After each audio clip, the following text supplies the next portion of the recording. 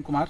आइए डालते हैं आज के देश विदेश की खबरों पर एक नज़र और ताज़ा खबरों के लिए आप जुड़े रहिए। अब इधर उधर नहीं जाएंगे, कुछ तो दाल में काला है। नीतीश कुमार का असली सियासी खेला हुआ शुरू।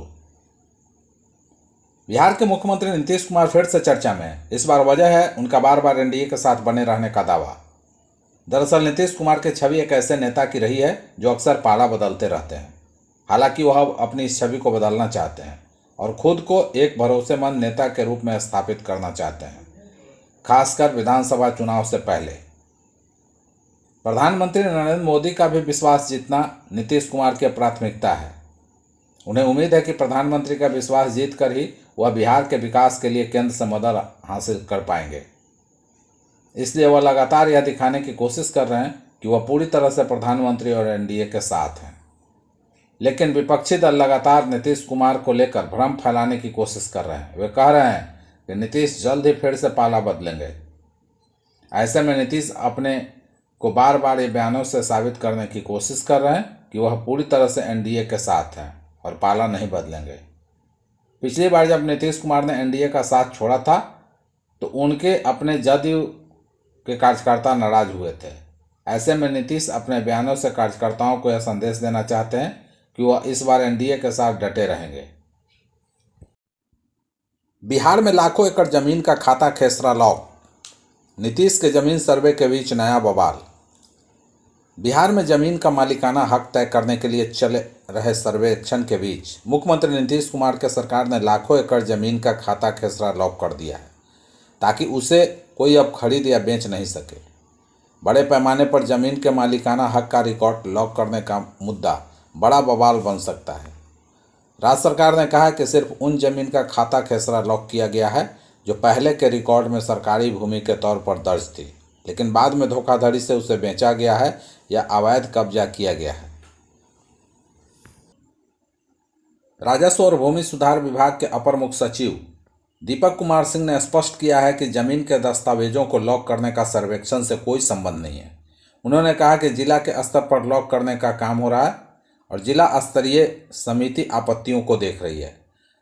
सिर्फ उन जमीन को लॉक किया गया है जो पहले के सर्वे में सरकारी थी, लेकिन उसे जालसाजी से किसी को बेच दिया गया है या उसका अतिक्रमण कर लिया गया है। अब बिहार में लोगों की राय से बनेगी सड़कें। नीतीश सरकार का है प्लान। बिहार में लोग अपनी पसंद के अनुसार सड़कों का निर्माण करा सकेंगे। आम लोगों से मिले सुझावों के आधार पर राज्य में सड़कों का निर्माण और चौड़ीकरण होगा। पथ निर्माण विभाग जल्द इस पर क्रियान्वयन शुरू करेगा। लोगों से सुझाव लेने के लिए विभाग की ओर से जल्द ही मोबाइल नंबर जारी किया जाएगा। पथ निर्माण विभाग के अधिकारियों के अनुसार पिछले दिनों उप मुख्यमंत्री सह पथ निर्माण मंत्री विजय कुमार सिन्हा ने समीक्षा बैठक की थी। उसमें उन्होंने विभागीय सड़कों की मौजूदा स्थिति पर नाराजगी जाहिर की थी। उन्होंने साफ कहा कि इंजीनियर और एजेंसी के लोग मर्जी से सड़क बना रहे हैं। इसे देखते हुए उन्होंने सड़कों के निर्माण में लोगों के भी सुझाव लेने का निर्देश दिया। पथ के दोनों ओर लगेगा बोर्ड। विभाग ने तय किया है कि अब हर पथ के शुरू और अंत में एक बोर्ड लगेगा। उस पर लिखा होगा कि पथ निर्माण विभाग आपका स्वागत करता है, साथ ही आपके सुझाव का भी स्वागत करता है। सुझाव के लिए विभाग जल्द व्हाट्सएप नंबर जारी करेगा। विभाग के इस निर्देश के अनुपालन को 3 मुख्य अभियंताओं को जिम्मेदारी दी गई है। यूपी बीजेपी में बड़े बदलाव की कवायद। टीम योगी में भी फेरबदल की आहट। उपचुनाव के बाद आएगी तस्वीर। लोकसभा चुनाव 2024 में भारतीय जनता पार्टी अपने खराब प्रदर्शन के बाद से लगातार उत्तर प्रदेश में चर्चा में बनी हुई है। पार्टी के खराब प्रदर्शन के बाद कारणों पर खूब मंथन हुआ। भाजपा अपने मजबूत गढ़ में कैसे हारी, इसके पीछे का एक कारण जनप्रतिनिधियों का जनता के बीच का न जाना भी रहा। भाजपा की ओर से चुनाव परिणाम की समीक्षा के क्रम में यह मुद्दा बड़े स्तर पर उभर कर सामने आया था। ऐसे में भारतीय जनता पार्टी ने संगठनात्मक बदलावों की प्रक्रिया शुरू करने के संकेत दिए हैं। साथ ही उत्तर प्रदेश की योगी आदित्यनाथ मंत्रिमंडल में भी बदलाव की संभावना बढ़ गई है। पार्टी के कई बड़े चेहरों को अहम जिम्मेदारी मिलने का संकेत है। भाजपा के लिए जमीन पर काम करने और रिजल्ट देने वाले नेताओं का भी भाग खुल सकता है। संगठन से लेकर योगी मंत्रिमंडल तक ऐसे नेताओं को जगह दिए जाने की संभावना है वहीं योगी मंत्रिमंडल में शामिल कुछ मंत्रियों का कद घटाया जा सकता है।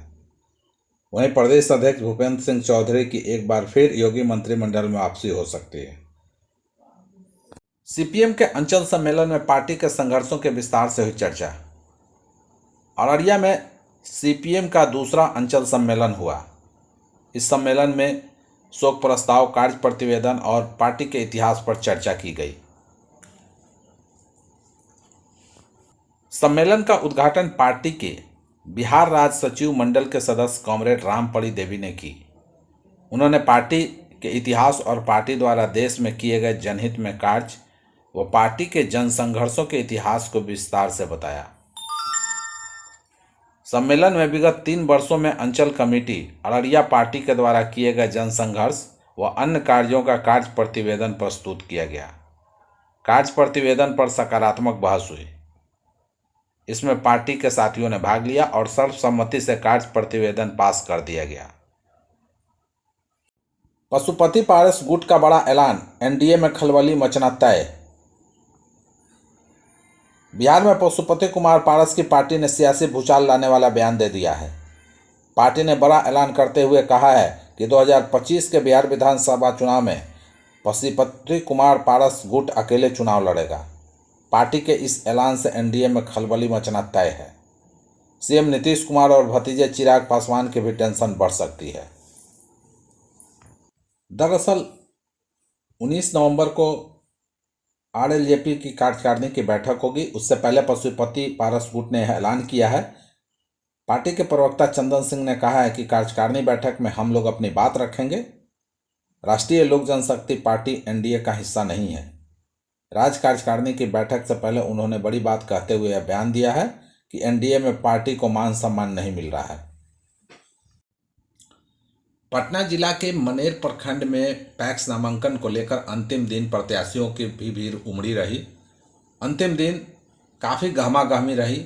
हालांकि सभी प्रत्याशियों ने अपना अपना नामांकन दाखिल किया।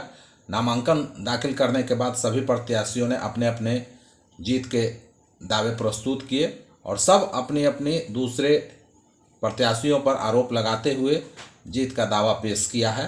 हालांकि इसे लेकर प्रशासनिक स्तर पर भी बेहतर तैयारियां की गई थी ताकि किसी भी प्रत्याशियों को नामांकन करने में कोई कठिनाई नहीं हो।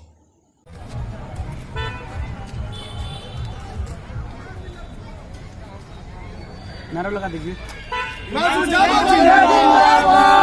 जिंदाबाद जिंदाबाद जिंदाबाद जिंदाबाद मनसू यादव जिंदाबाद जिंदाबाद जिंदाबाद कुमार जिंदाबाद जिंदाबाद जिंदाबाद करने आए हैं, क्या क्या प्रतिक्रिया है?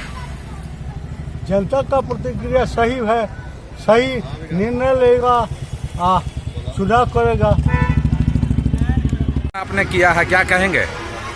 हम अपने पंचायत के सभी जनता को शुभकामना प्यार देंगे और कृषि से संबंधित जितना भी हमारा भारत सरकार के माध्यम से, बिहार सरकार के माध्यम से जो भी सेवा उपलब्ध होगा हम कराने का काम। क्या शुभ नाम हुआ?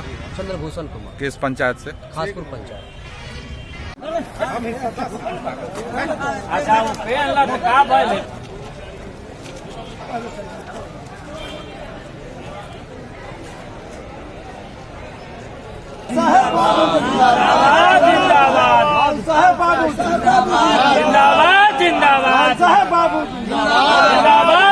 ये पैक्स का नामांकन किए हैं, क्या कहेंगे? आज दक्षिणी दरबेसपुर में हम पैक्स के नामांकन किए हैं।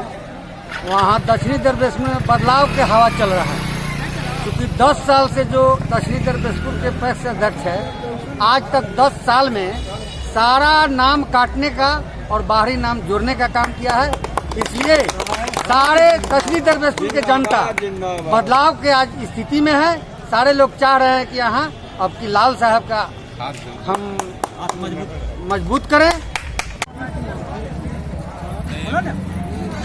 कुमार भाई जिंदाबाद जिंदाबाद जिंदाबाद जिंदाबाद जिंदाबाद जिंदाबाद जिंदाबाद जिंदाबाद।